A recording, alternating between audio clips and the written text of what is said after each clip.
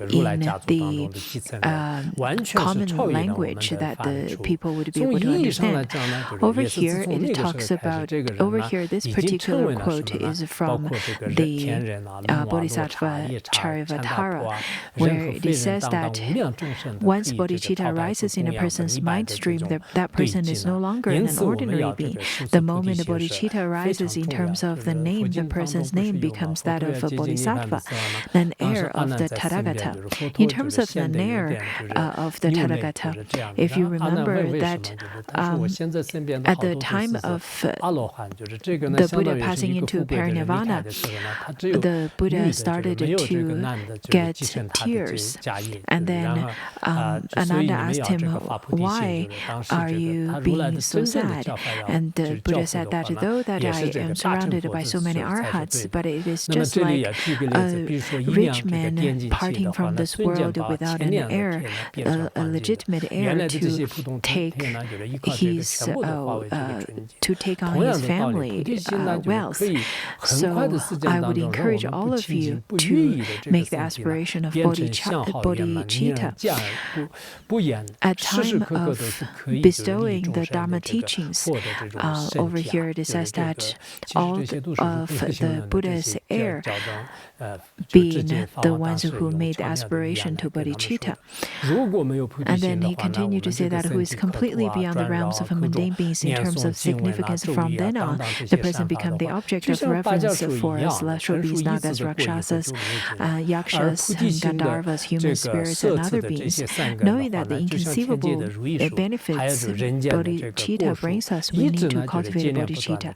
As an example, one teal of magical alchemical auxiliary has the potential to instantly turn 1,000 taels of ordinary iron into gold. In the same way, Bodhicitta can quickly transform this ordinary human body that is impure and unpleasant into the Buddha body that is so perfect in appearance, and that beings will not tire of seeing it, and that can benefit all sentient beings at all times.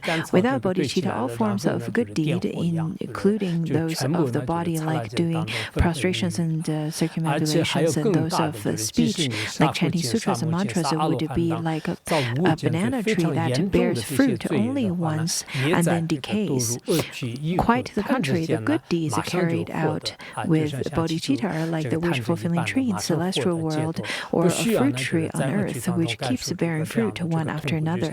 Bodhicitta can result in rebirth as a benevolent ruler, like a universal monarch on earth, or Indra and Brahma in the celestial realm. Finally, one can attain supreme Bodhicitta to constantly benefit all sentient beings spontaneously and pervasively.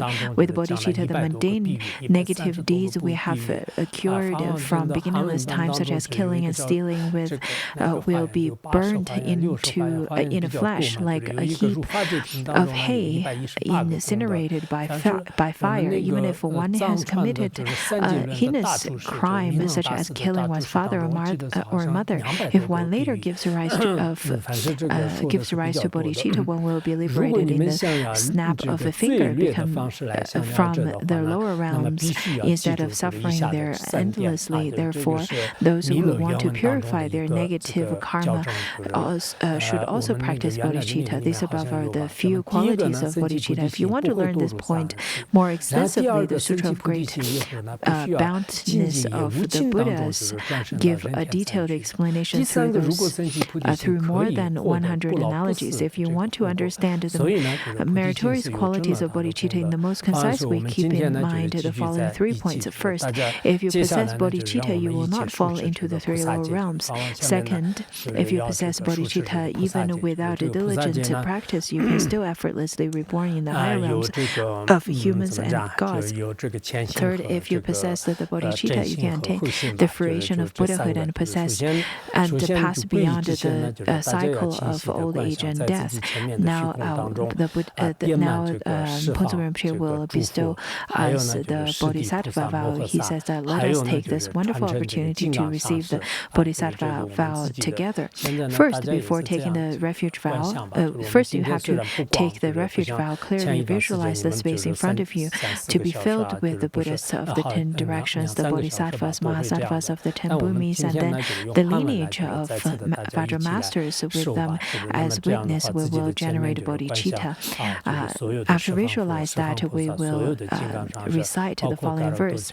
So first of all, visualize Garb Dorje, Manjushri Mitra, Sorghum Rinpoche, all of the great lineage masters are right in front of the space, are right in the space in front of us.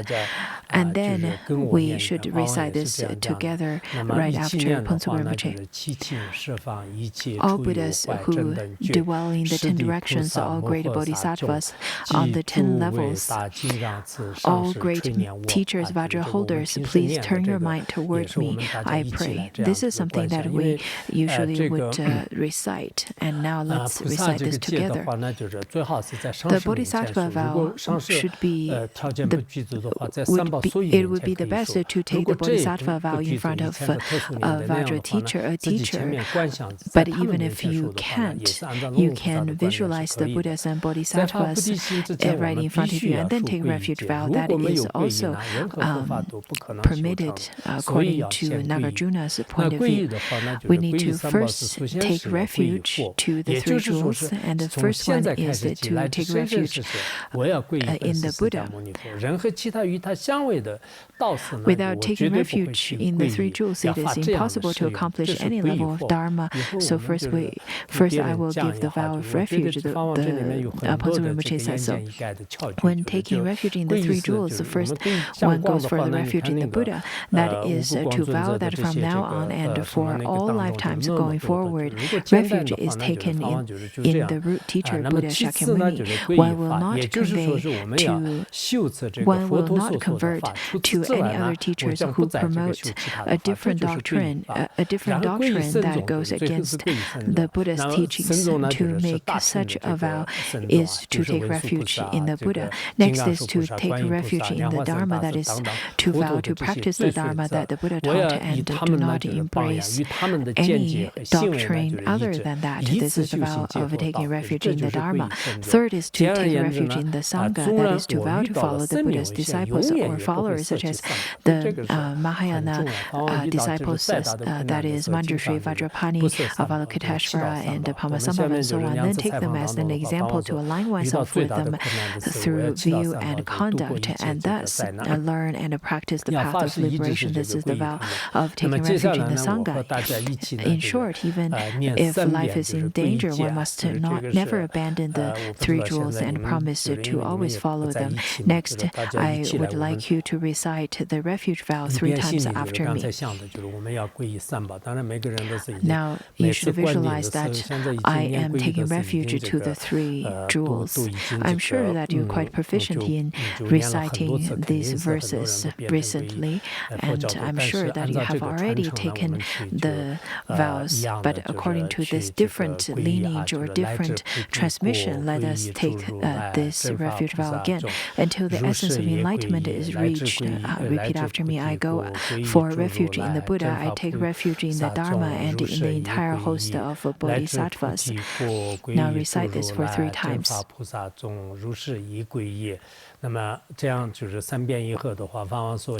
After you recite this for 3 times, Ponzo Rinpoche said that now you have already taken refuge vow.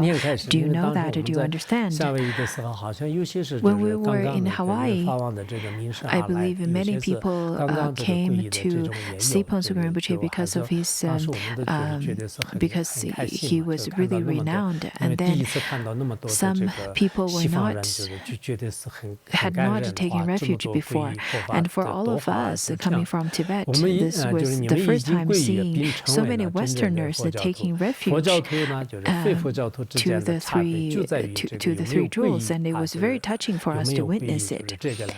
And then Ponzo Rinpoche over here continued to say that today you have taken the refuge vow and become Buddhists.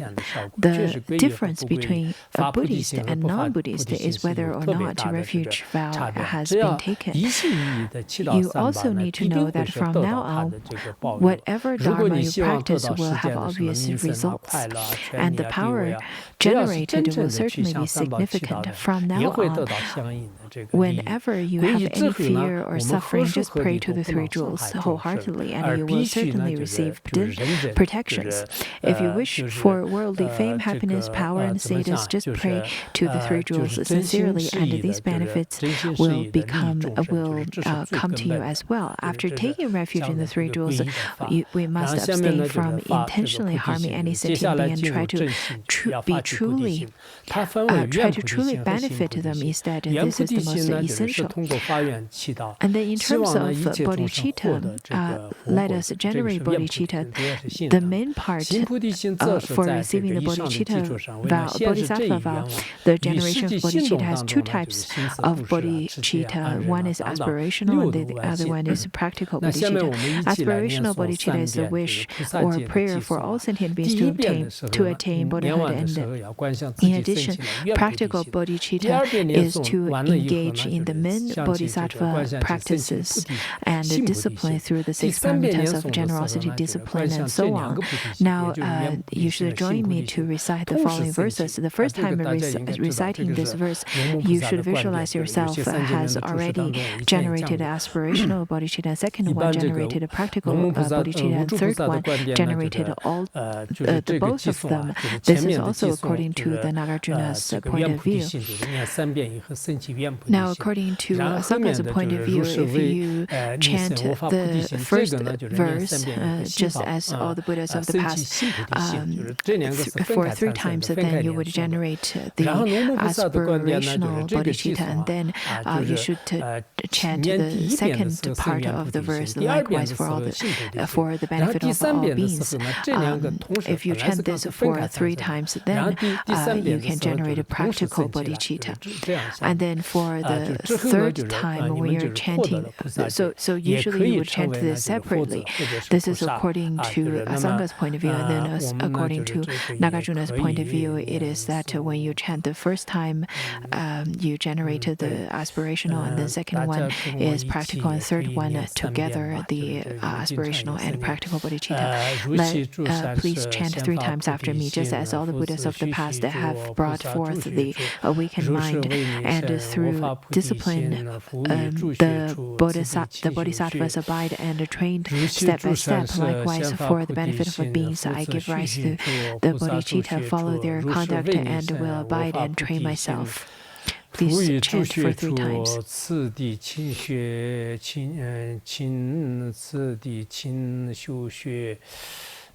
如习诸善摄，显发菩提心，复测须须着，熏须着，菩萨住学处，如是为念身，无法菩提心，复于住学处，次第勤修学。就是念了3遍。